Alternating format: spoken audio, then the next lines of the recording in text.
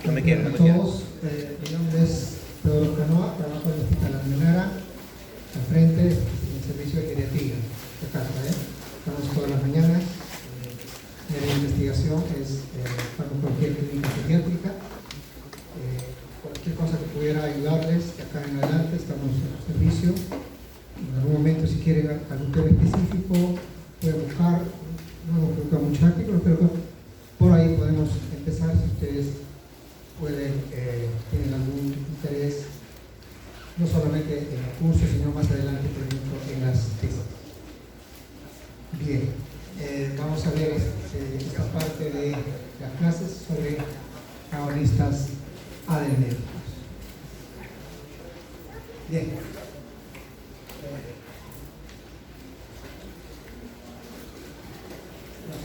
Bien.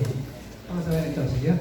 Recordar lo que ya ustedes han aprendido en fisiología sobre farmacología básica, sobre los receptores. Acá vamos a hacer una farmacología para explicar los mecanismos de acción y que, por supuesto, que ustedes han estudiado fisiología es mucho más amplio. Acá solamente recordar sobre los receptores en farmacología básica, sobre en relación con receptores adrenérgicos, ¿no? Y básicamente adrenoreceptores. ¿Ya? Aquí recordar de que hay una sensibilidad específica, a veces diferente, en adrenoreceptores, de acuerdo a eso hay la clasificación. Igualmente con beta-receptores, eso lo vamos a ver en cuanto a su afinidad, vamos a especificar cuáles vamos a trabajar. ¿Ya? Recordamos esta parte, igualmente ya lo han visto en fisiología, sobre la síntesis de norepinefrina, la captación de las vesículas, la liberación de neurotransmisores, la remoción de norepinefrina, igualmente la unión al receptor y el metabolismo. Bien, acá dentro de los alfa-2 receptores, igualmente considerar de que estos están también dentro de la vesícula presináptica y los alfa-1 receptores en la postsináptica. Bien, acá lo esencial es ver. No hay problema, puedo hacerlo con el. Bien, acá vamos a ver de que hay una clasificación y ustedes van a ver en fisiología, lo saben, y acá igualmente farmacología, que hay una serie de subdivisiones más en relación, por ejemplo, con los receptores. Acá lo vamos a focalizar en los que son clínicamente relevantes. Ya sé que muchos de ustedes tienen una memoria fantástica, ¿no? Como el que tengo yo, pero la idea es ver qué aprendo de, por ejemplo, adrenoreceptores, que sea clínicamente relevante. Clínicamente llamado relevante es que voy a aplicar, por ejemplo, en la terapéutica o en la selección del fármaco, o poder explicar una reacción adversa. Entonces ustedes van a ver de que uno puede tener un amplio conocimiento sobre algo, pero la idea es ver cómo resumimos acá los conocimientos. ¿Ya? Entonces, básicamente, no sé si habrán visto la clase, asistir a la clase significa, paradójicamente, aprender menos, más que aprender más. Aprender menos significa de que cuál es clínicamente relevante, cuál está más relacionado a terapéutica, cuál está más relacionado a una explicación, por ejemplo, en la fisiopatología de una reacción adversa. Bien, acá estamos resolviendo, por ejemplo, qué está relacionado con alfa-1, alfa-2, beta-1 y beta-2.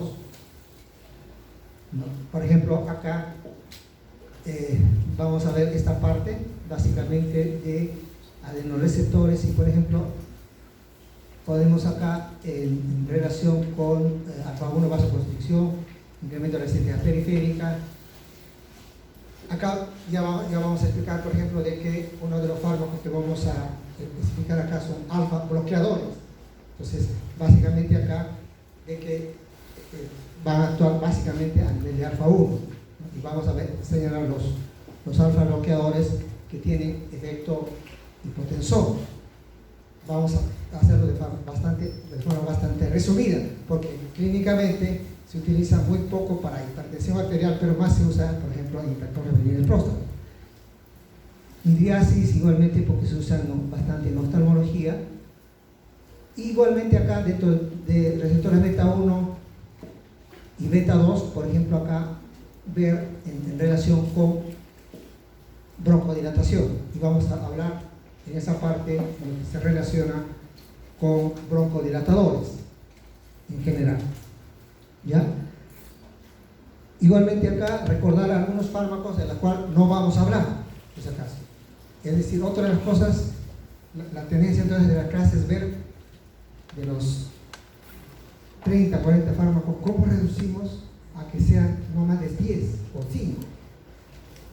Ese es otro de los problemas. Igualmente, no para ustedes, en su mayoría, que tienen muy buena memoria, sino para ver de la clase de beta-2 agonistas que salga con 4 medicamentos, o 3.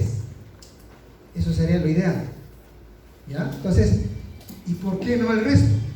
Vamos a ver uno, de plano vamos a descartar unos que ya no se fabrican, que son, desde el punto de vista de farmacología, muy interesantes, pero que no se fabrican, no se compran, y por lo tanto no utilizamos dentro de los medicamentos usuales, ¿no? Acá está anfetamina, efedrina, todo también están considerados dentro de la farmacología del sistema simpático. Bien, esto vamos a pasar, acá está, ¿ya? Entonces estos son todos los fármacos de los cuales debemos hablar. Esa es la pregunta. De cada uno vamos a hablar, su mecanismo de acción, de cada uno sus reacciones adversas, de cada uno alguna característica. No es posible eso. Una de las cosas como estudiante de farmacología es la cantidad. Hay varios temores. Primero, la cantidad de nombres que hay. Y solamente aprendiendo los principios, la denominación internacional. Falta no poner comercial. Después, ver qué medicamentos vamos a utilizar usualmente y qué medicamentos ya no se fabrican y qué medicamentos están, por ejemplo, dentro de la lista de medicamentos esenciales. Entonces, el truco que probablemente ya les han enseñado es ver cómo hago farmacología para poder captar y poder centralizar todo lo más importante. Lo primero es tener la lista de medicamentos esenciales. Bajar del MINSA o de salud, bajar y allí. Si veo antihipertensivos, si veo, ahí ver qué medicamentos necesariamente debo saber todo acerca de esos medicamentos. ¿Ya? La segunda son guías de práctica clínica, si tratamos de una enfermedad, por ejemplo, y ahí ver la parte farmacológica. Y finalmente es ver de que es asistir a la clase, en qué medida, cómo ha seleccionado y cómo de tantos medicamentos los redujo y por qué. Bien, acá entonces tenemos más de 20 medicamentos aproximadamente y vamos a enseñar de qué vamos a hablar. ¿Ya? Por ejemplo, acá, y ahí está, reducir, una forma de reducir con medicamentos esenciales. Es decir, de todas maneras acá dentro de agonistas adrenérgicos están medicamentos esenciales, se tendrá que hablar de epinefrina, de metilfenidato, fenilefrina, dobutamina, dopamina, bueno, he repetido, ¿no? Bien, vamos a empezar con esta clasificación de agonistas adrenérgicos y vamos a ir tocando uno por uno y empezando a ver su farmacodinámica, farmacocinética y el uso que le damos generalmente en la práctica clínica diaria. Bien, vamos a ver agonistas adrenérgicos de acción directa. Vamos a ver dobutamina. Dobutamina o dopamina o dobutamina igualmente se utiliza básicamente en unidades de cuidados intensivos cuando un paciente, por ejemplo, tiene shock séptico.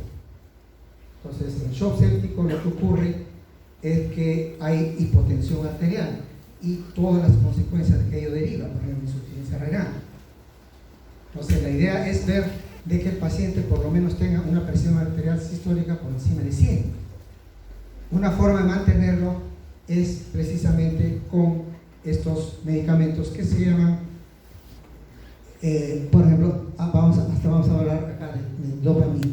Fíjense, acá está su efecto básicamente hemodinámico, pero el efecto efecto principal que yo debo tener en cuenta es que se logra aumentar la presión arterial. Sin embargo, también acá debemos tener en cuenta de que hay diferencias entre dopamina, norepinefrina, adrenalina.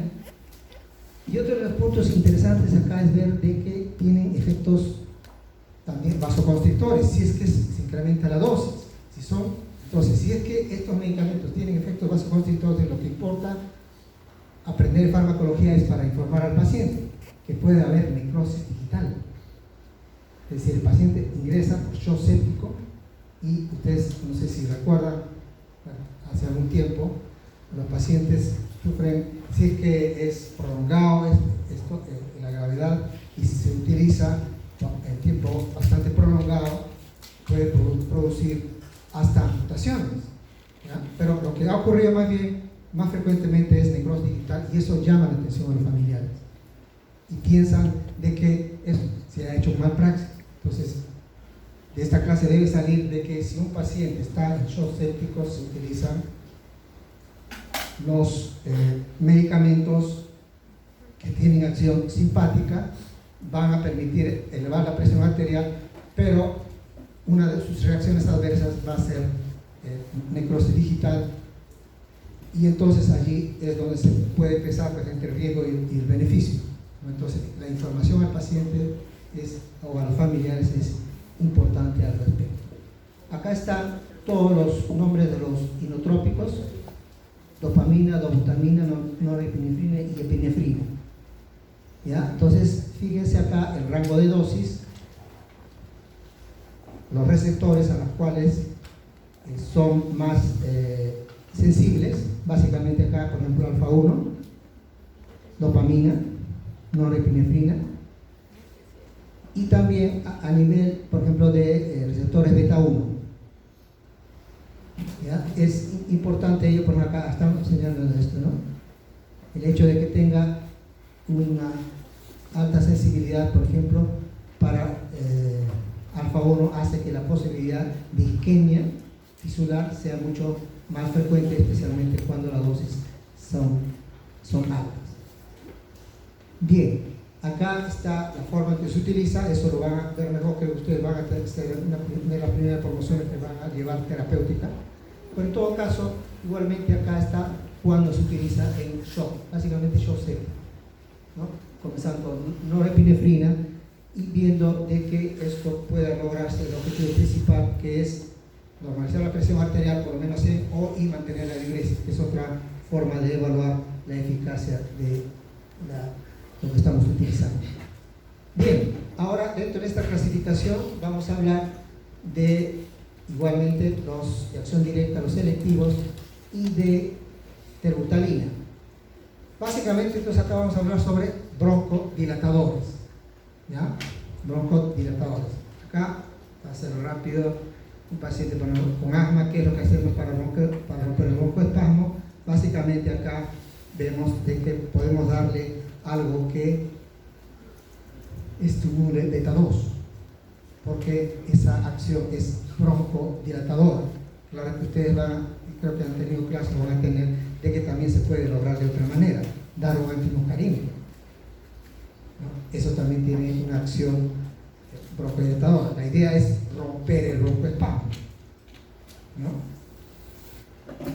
Acá está en cobertura lisa, podemos dar un antimuscarínico y también podemos dar un beta 2 agonista o un parasimpático o un simpático mimético. Ese es otro de los puntos también que a veces uno empieza a reconocer los sinónimos, ¿no? Creo que ya lo van a hacer con más facilidad a medida que van las clases. Es decir, agonistas simpáticos o beta 2 agonistas, por ejemplo acá y acá. Muy bien, acá por ejemplo dentro de esos medicamentos que damos para asma es lo que ustedes probablemente ya conocen, por ejemplo salbutamol, ¿no? Salbutamol es un beta 2 agonista, es un broncodilatador beta 2 agonista.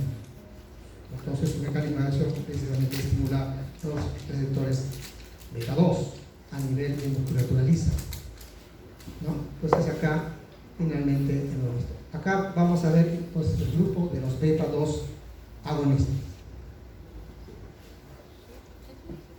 Su mecanismo de acción, lógicamente, actuar a nivel de estos receptores y finalmente lograr la broncodilatación actuando a nivel de musculatura lisa de los broncos, ¿no? Igualmente, cuando hacemos historia de los fármacos, todo igualmente se empieza a hablar bastante, y eso es tremendamente aburrido para ustedes.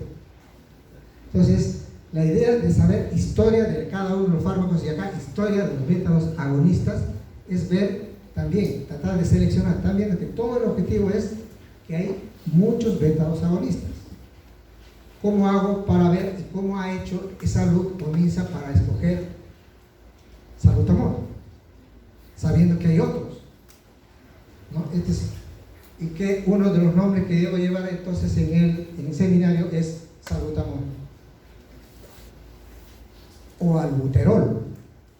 Acá en el país se conoce como salbutamol, exámenes internacionales es albuterol. Entonces, bien, entonces hablaba de historia. ¿Para qué historia? Simplemente para, una de las cosas, saber esto, de que algunos componentes de medicina herbaria tienen en su componente beta-2 agonistas. Hasta ahí creo que es importante que ustedes lo sepan, no solamente para el examen, sino para informar al paciente. Otro de los puntos acá igualmente es de la clase sacar qué cosa debo informar al paciente para evitar que el paciente me demande. Asistir a clase significa ver en qué puedo fallar. Ya, entonces, por ejemplo, acá, si uno dice, no, pero está siguiendo medicina herbaria, es decir, y eso le hace bien su asma, señora o señor, fíjense, la medicina herbaria sí tiene beta-2 agonistas. Lo que le estoy dando es salbutamol en dosis de microgramos. Acá la medicina herbaria necesita más, por decirlo, más dosis, y por lo tanto la dosis de su acción broncodilatadora es mucho más grande, y por lo tanto la reacción es adversa. No es necesario que usted agregue medicina herbaria a su paciente con asma. Entonces no están hablando en contra de la medicina herbaria, sino lo están explicando. Entonces, eso es, en mi cuadro es para explicar de dónde nace. Igualmente ver en el cuadro de historia de que nos va a hablar toda la clase sobre salbutamol. ¿Está salbutamol acá? No está albuterol, ¿no? Bien, y yo quería saber algo de los beta-2 agonistas de acción prolongada, los últimos, y no me hablaba nada, y no está en Salud. La historia sirve entonces para decir cuáles son los más seguros y cuáles son en costo-beneficio los más adecuados. Por eso se ha seleccionado. Por ejemplo, acá empieza con salbutamol. Acá en Salud, salbutamol. Pero también hay fenoterol. Si ustedes van a Estados Unidos o en Europa, hay fenoterol. Pueden usar fenoterol, no hay problema. Lo que pasaba es que antes se cogió salbutamol por cuestiones históricas, ¿no? Fenoterol en algún momento, hace muchos años, cuando aparecieron, se asoció a muerte súbita, que era por vía inhalatoria, pero actualmente eso no sucede, pues. ¿Por qué? Porque se logró una dosis óptima, ¿ya? Entonces, en cuestiones históricas viene sobre la seguridad, en la cual en este momento no hay ningún problema, y por cuestiones históricas acá lo han seleccionado a salbutamol. Igualmente es interesante de ver de que los medicamentos beta-2 agonistas también pueden seleccionarse por su tiempo de acción. Hay de acción prolongada y acción corta. Entonces, ustedes van a ver de que es importante esta selección por estos hechos. Acción corta, acción prolongada y acción ultra prolongada. Entonces, por ejemplo, acá no se puede uno saber de la clase de medicamento toda la clasificación y llegar al internado y decir ¿y qué importancia fue la selección, la forma de clasificar los medicamentos? ¿Qué me vale en este momento? Entonces, acá, por ejemplo, dentro de la clasificación, los de acción corta se utiliza en asma aguda. Ahí está. O sea, esta clasificación me sirve. Algunos dirán, no, pero ¿por qué no hacemos una clasificación química o bioquímica o de acuerdo al compuesto? Clasificación muy interesante.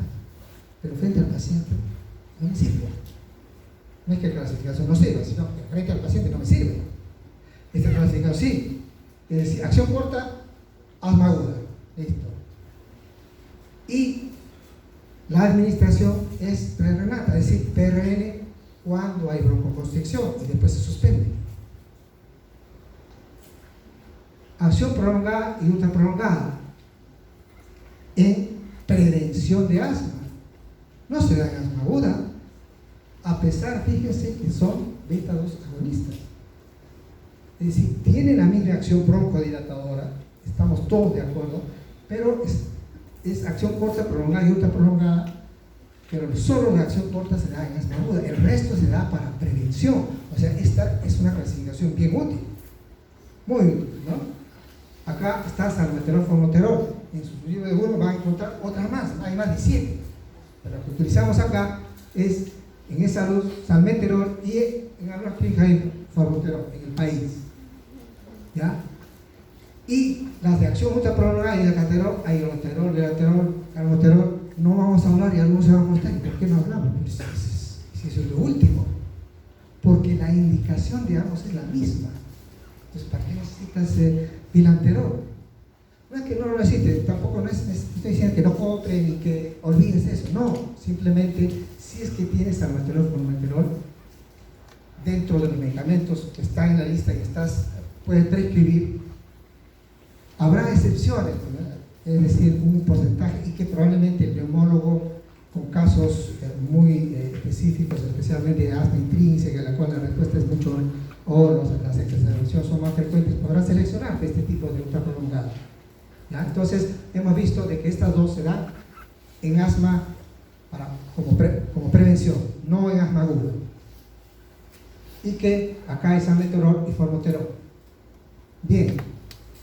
Entonces, esta clasificación nos sirve, ¿ya? Es bastante interesante. Y traten de ver que, además de las clasificaciones que se le da, van a haber otras clasificaciones. Siempre pregunten o puedan recordar aquellas que es posible que puedan servir.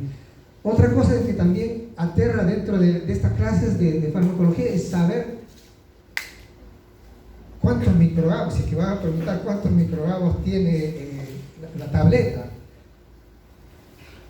Es difícil, yo no creo que alguien pregunte eso, ¿ya? Pero sí podrían preguntar si está relacionado con una reacción adversa, por si acaso. Pero lo que importa saber es que la dosis de salbutamol y de los beta-2 agonistas de acción corta, los SABAs, es un SABA, salbutamol es un SABA, ya está, también es una jerga, ¿no? Es en dosis de microgramos, eso es para decirle al paciente. Inhalatorio es en dosis de microgramos. Hasta unos 10 años salbutamol existía en tabletas. Por ejemplo, los adultos mayores no decían no. Es decir, había un temor en inhalatorio, ahora no lo hay. Pero saber qué es en microgramos, eso tiene que saberse. Se olviden que es en microgramos, pero no pueden decir que es en miligramos. ¿Ya? Entonces, alguna pregunta que alguno de ustedes les diga dentro de las respuestas que están preguntando en microgramos y bueno, yo no voy a recordar pues cuántos microgramos es, ¿no? O podría contestar y decir, esa pregunta es excesiva, ¿no? Pero si en esa pregunta se ve que hay todo mineral y hay uno en microgramos, es eso. La idea es ver de qué es microgramos y la dosis inhalatoria es bastante baja. Eso es lo importante, ¿ya? Bueno, dentro de esta lámina. Bien, acá sobre su efecto, pico de broncoalización, 30 minutos, duración 3 a 4 horas, y la comparación, pues, que es, en realidad 2 miligramos vía oral, son equivalentes a 200 microgramos, eso era cuando había vía oral, ¿ya? Cuando había vía oral. Ahora quizás un poco irrelevante, pero es interesante de enfatizar de que es dosis de microgramos. Y la indicación es asma bronquial y también enfermedad pulmonar obstructiva crónica por el componente broncoconstrictor, y esto es un broncodilatador, básicamente. Y acá debería ser asma bronquial aguda. ¿Ya? Beta 2 agonistas de acción corta. Un SABA se utiliza en asma aguda, es eso. ¿Ya? Bien, acá unas precauciones, hipertiroidismo, todo lo que se relaciona con el efecto taquicardizante, por ejemplo, pero realmente la dosis que es en microgramos muy raras veces llegan como para poder hacer el efecto taquicardizante. Más bien el efecto taquicardizante está, por ejemplo, el niño está relacionado precisamente con la severidad del broncoespasmo, que es lo que queremos, estamos tratando.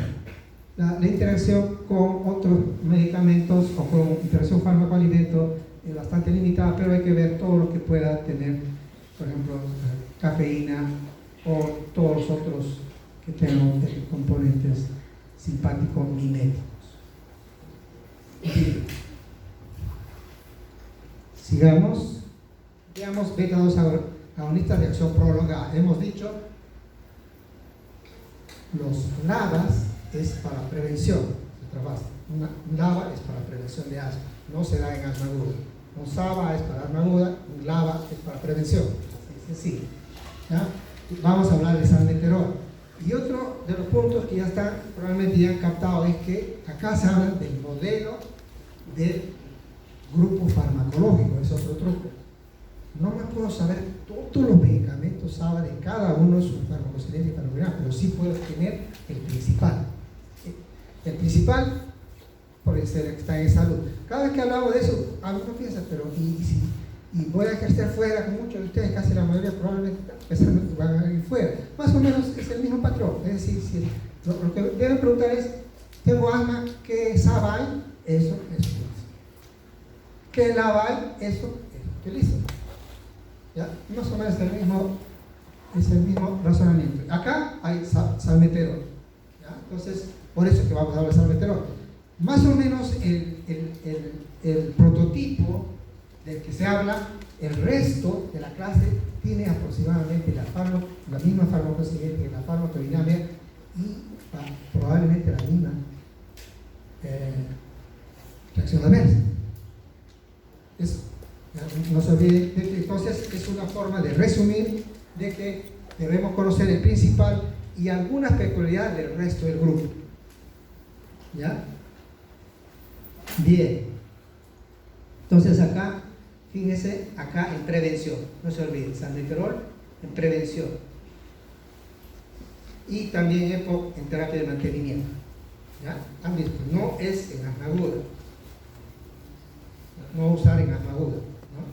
Quiere decir, cuando un paciente está en broncoespasmo y entra por estatus asmático de emergencia, va a estar con nebulizaciones con salbutamol, probablemente, ¿no?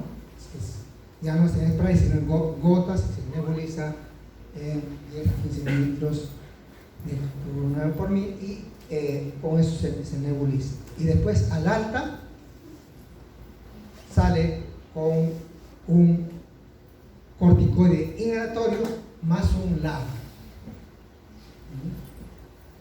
Pero durante la hospitalización nunca le han dado un LABA.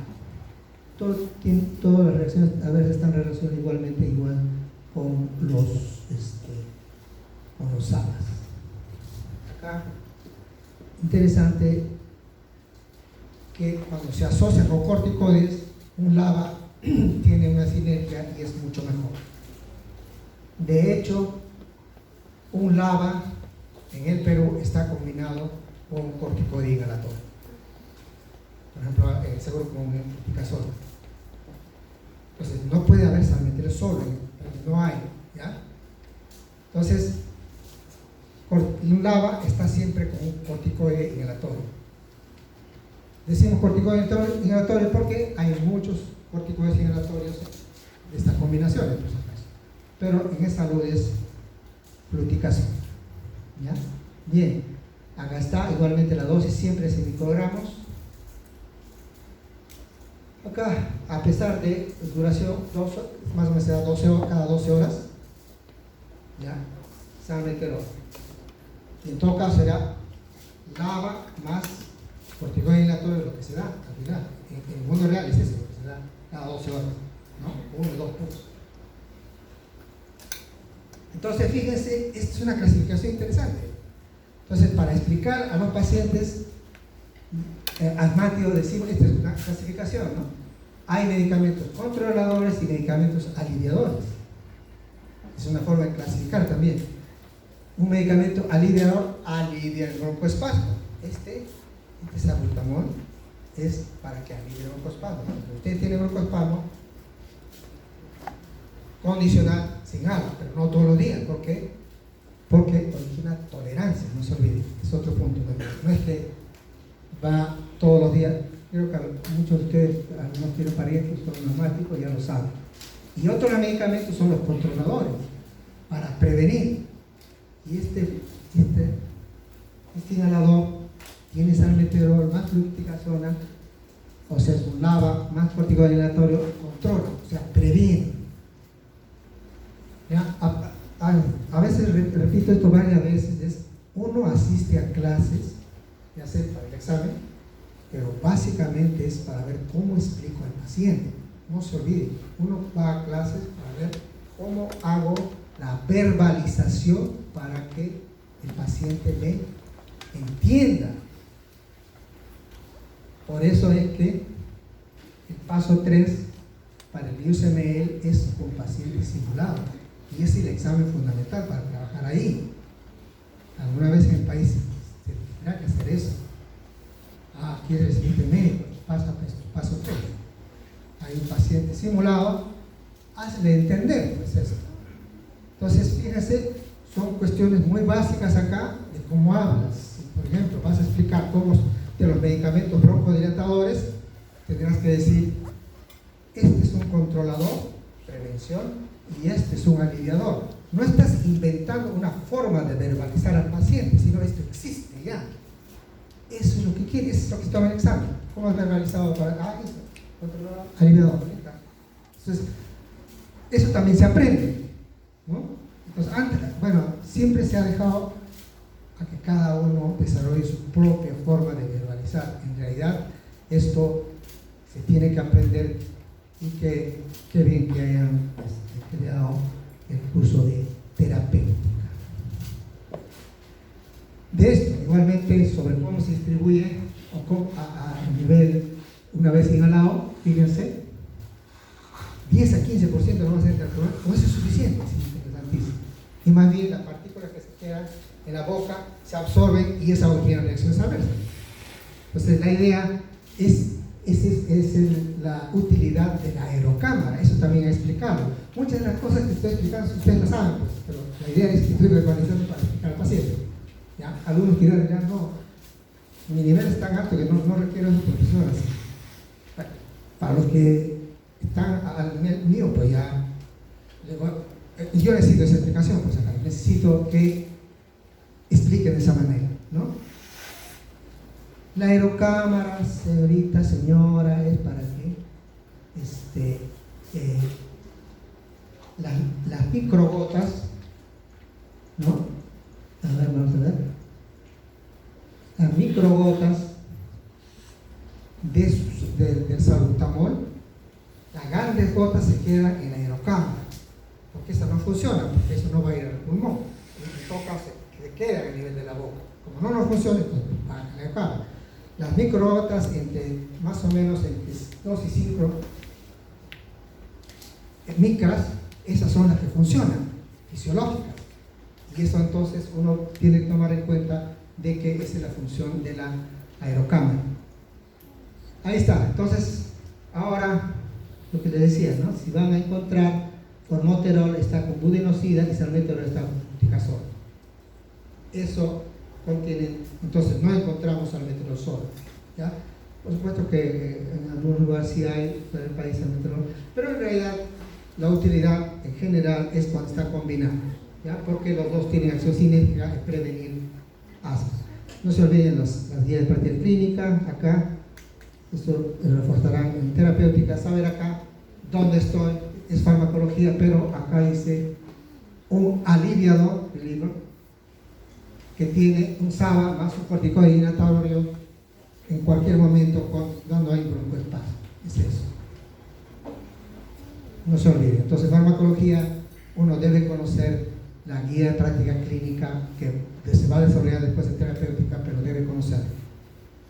Ya cada vez que ustedes hablen, dicen, bueno, según la guía de práctica de 2023, realmente ha aparecido el 2024, pero en adelante siempre se considera de que el paciente con asma debe tener como el medicamento cada vez que hay broncoespasmo a un salbutamol, a un SABA, mejor dicho. Dice SABA, no dice salbutamol. Es interesante, ¿ya? No se olviden, guía de práctica clínica es la única defensa contra maltratos. No es el mejor abogado. Su historia clínica, ahora es electrónica y guía de práctica clínica. Se escribe y ahí está, no hay más. Y lo que falta, hay un punto allí, es que a quién has explicado, ¿no? Y si el paciente lo ha entendido, ese es otro punto que está en un vacío. Igual que acá, bien.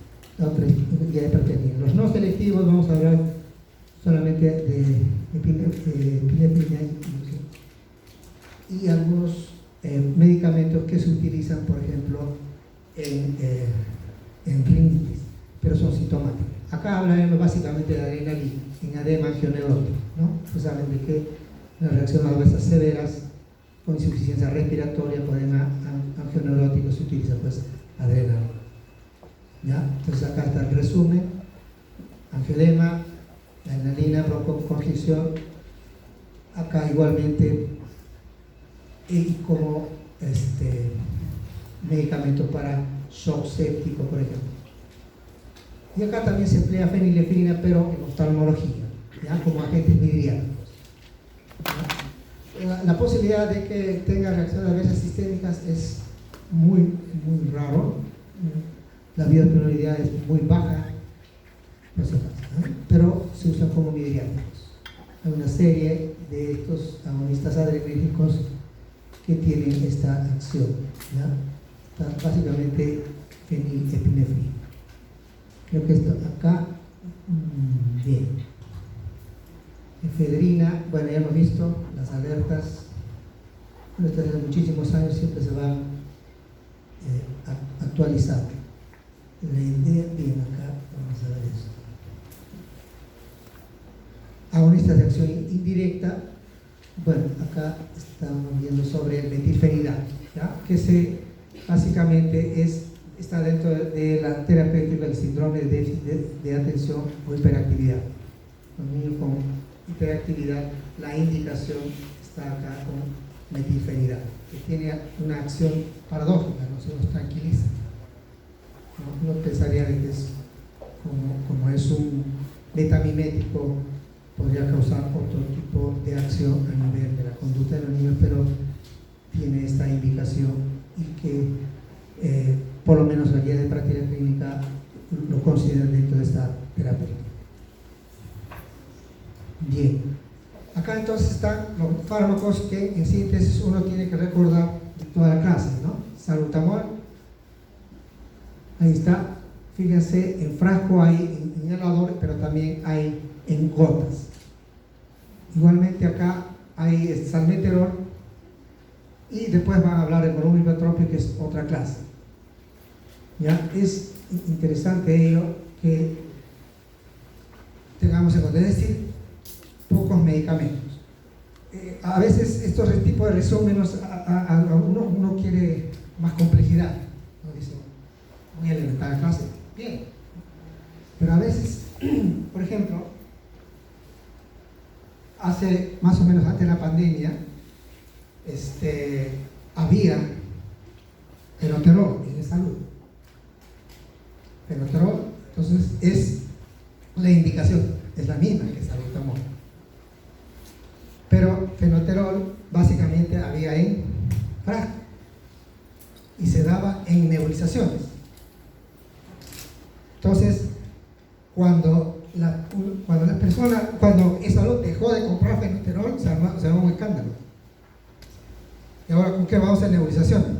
No, pero hay salbutamol en gotas. No, siempre hemos utilizado fenoterol. O sea, ese tipo de cosas, por ejemplo, llama la atención de que convencer a las personas de que está en todas las guías de práctica, utilice el salbutamol en frasquito. Se sacaron comunicados diciendo esto. No está más también que haga protesta porque se haya eliminado y ya no haya fenoterol en salud. A ustedes les parecerá en este momento risible eso, ¿no? ¿Cómo se ocurre eso? Pero si el salbutamol en gotas se utiliza de la misma manera, ¿cuál es el problema? Eso porque está estudiando farmacología, pues. Entonces, este tipo de cosas que parecen demasiado sencillas a veces tienen repercusiones muy grandes cuando no recordamos lo que hemos estudiado en farmacología, que el mecanismo de acción es el mismo, la farmacología es igual, la indicación es la misma. Bien, entonces, un hecho en el cual, bien, veamos acá, hemos visto todo lo que eran agonistas adrenérgicos, acá el resumen, que le define como mediático, metilfenidato y síndrome de déficit de atención, dopamina, norepinefrina, dopamina, básicamente en shock séptico. Muy bien, gracias por su atención.